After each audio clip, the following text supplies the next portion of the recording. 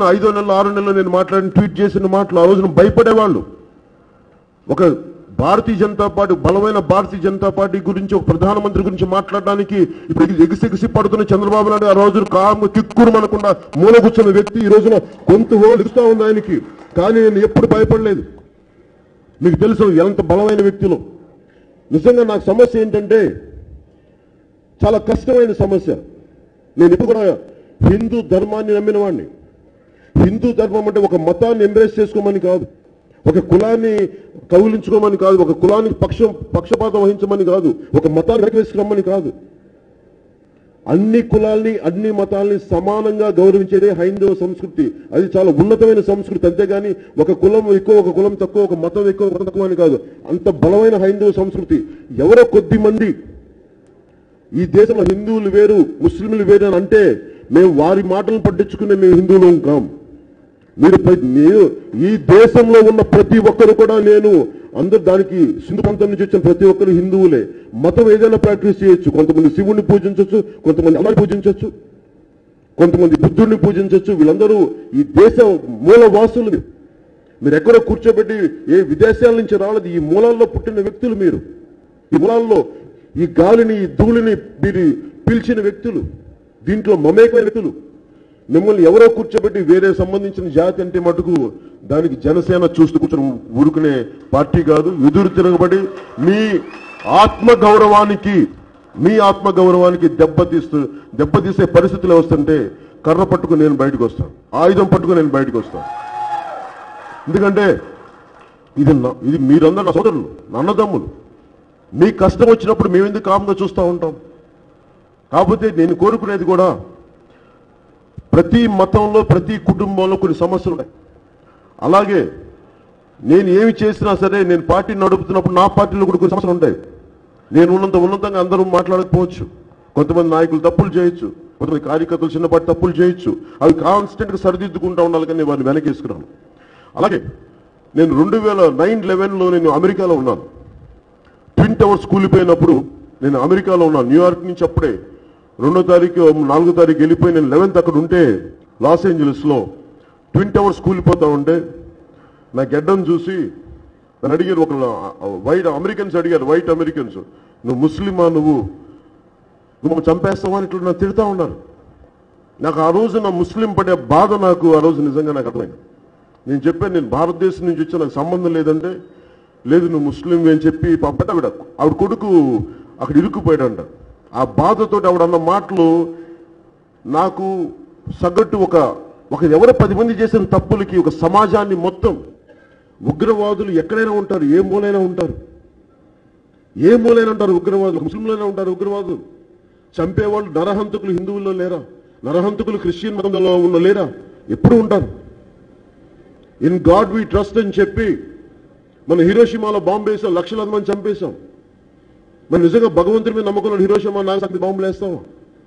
ఇలా చూస్తే మనం ఏదైనా సరే మనిషి తాలూకు నైజాన్ని మతానికి అంటడం చాలా తప్పు.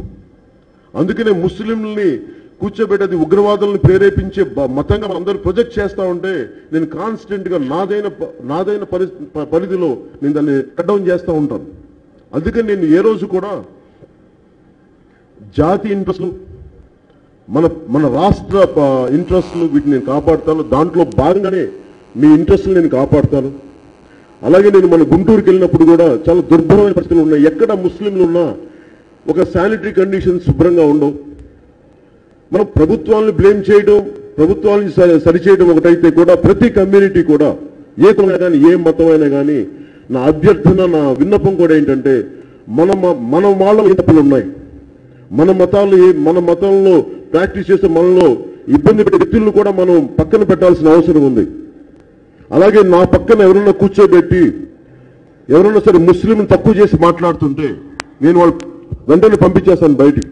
కులాన్ని వెనకేసుకొచ్చే వ్యక్తులు నా పక్కన ఉంటే నేను వాళ్ళని బయటికి పంపించేసి సరిదిద్దుతాను. అలాగే మన సంస్కరణ చేసుకుంటూ తప్పులు ఏమనంటే అవి చేయకుండా అవి కూడా చేసుకోవాల్సిన అవసరం మనందరికీ ఉంది. గుడ్డిగా దయచేసి మనం ఎవరిని వెనకేసుకురావద్దు.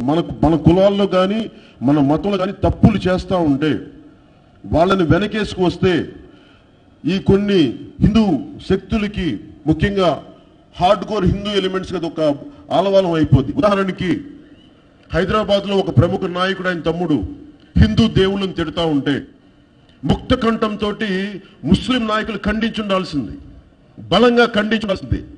అందరూ కామ్గా ఉండేటప్పటికి ఏమైపోద్దంటే అంటే ముస్లింస్ అందరూ ఒకటే అని చెప్పి దాన్ని వాదనని బలమైన హిందూ శక్తులు హిందువుల్ని మన ముస్లిం మన బలం కాదనే భావన వాళ్ళు వెదజల్లగలరు.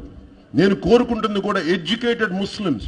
ఎంతసేపు ముస్లిమ్స్ ఎక్స్ట్రీమ్ వాయిస్ బయటికి వస్తుంది కానీ ఒక ఆడపడుచుల గొంతు బయటికి రావాలి, ఒక లాయర్ గారి గొంతు బయటికి రావాలి. ఎంతసేపు కూర్చోబెట్టి మేము ముస్లింలు మాకు కూర్చోబెట్టి అగ్రెసివ్ వాయిస్ కాదు, మాకు రీజనబుల్ వాయిస్ బయటికి తీసుకురండి.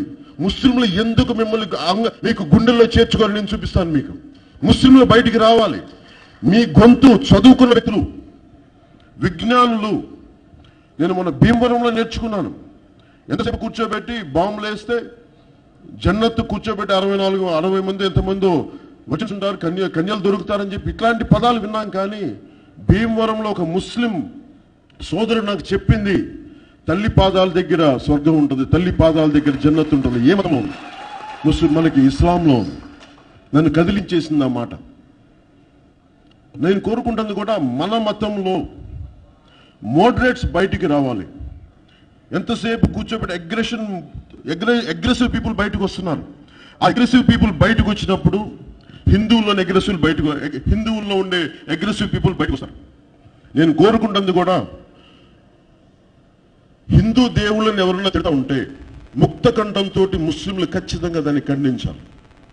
ఇది ఖండించకపోతే ఆ వాదనను తీసుకొని మిగతా ఇప్పుడు మీరు అన్నట్టుగా ఆ హిందూ బలమైన శక్తులు కొంచెం హార్డ్ కోర్ ఎలిమెంట్స్ వాళ్ళకి లాభపడతారు.